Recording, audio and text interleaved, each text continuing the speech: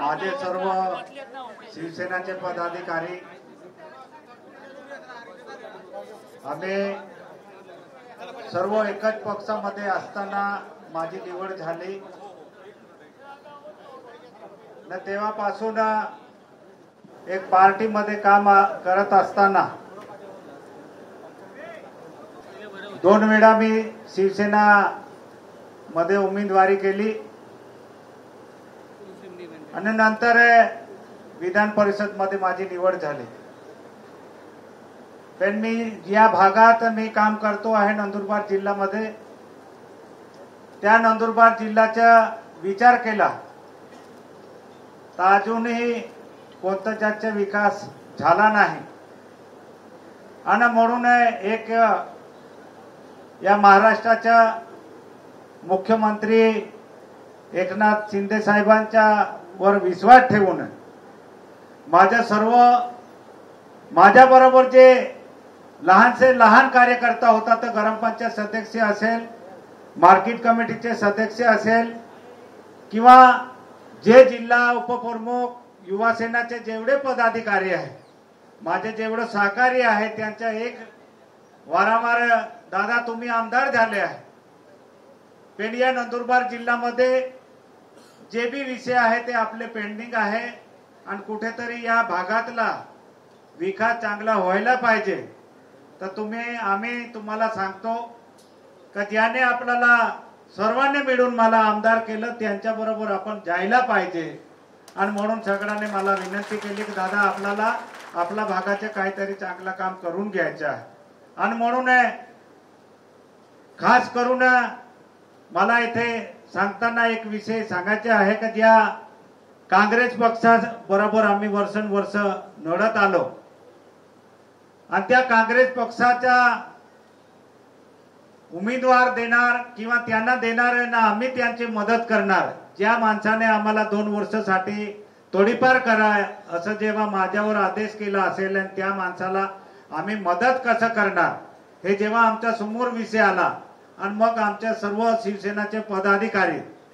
ते विनोद दादा असेल, कुंवर सिंग दादा असेल, मग आमच्या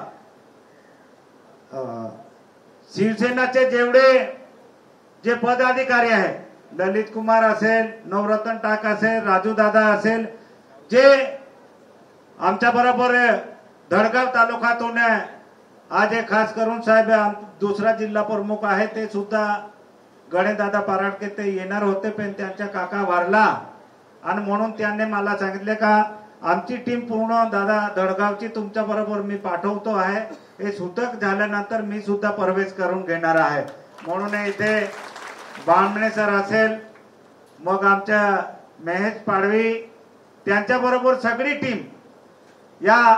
अक्कलकुवा नंदुरबार जिल्ह्यामधून सर्व एक मोठा विश्वास ठेवून आला आहे। साहेब माझ्या या अतिदुर्गम भागामध्ये मी विधान परिषद मध्ये सुद्धा सर साहेबांसमोर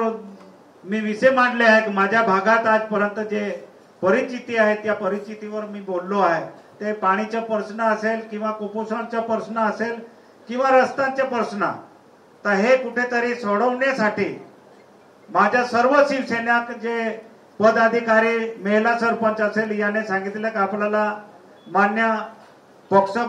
पक्षाचे जे नेता आहे शिंदे साहेब, दादा भुसे साहेब असेल, दीपक केसरकर साहेब असेल, भरत शेठ असेल आणि खासदार मॅडम आणि त्यांच्या बरोबर इथपर्यंत मला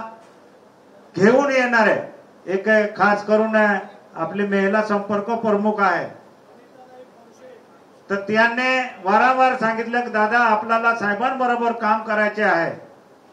आणि दुसरं मी शिवसेनेत काम करत असताना भुसे साहेब कायम आम्हाला मार्गदर्शन करत होते आणि त्याने सांगितले दादा आपल्याला काहीतरी आपला भागाचा विकास करायचे असेल तर तुम्ही आमच्या बरोबर या आणि मी खास आज जास्ती काय कोणावर मी बोलणार नाही, पण आम्ही एक मोठा विश्वास ठेवून साहेब माझा मुलगा असेल, माझी पत्नी सर्व आम्ही सहपरिवार आलो आहे, एक विश्वास ठेवून साहेबांवर विश्वास ठेवला आहे। आमच्या नंदुरबार जिल्ह्यामध्ये जे जे प्रश्न असेल ते तुम्ही सोडवावे माझ्या भागातले जे विकास कामे किंवा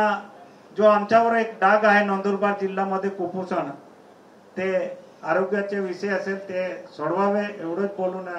माझ्या 2 शब्द संतापतो. जय हिंद, जय महाराष्ट्र. बाळासाहेबांच्या जे विचाराला जोडलो त्याच विचाराच्या मागे मी आलो आहे एवढंच बोलून माझ्या 2 शब्द समाप्त करतो. जय हिंद, जय महाराष्ट्र.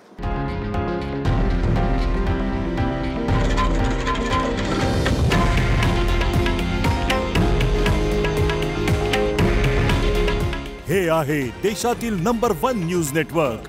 आणि आपण पाहत आहात TV9 मराठी. काळजी तुमची, हित महाराष्ट्राचं.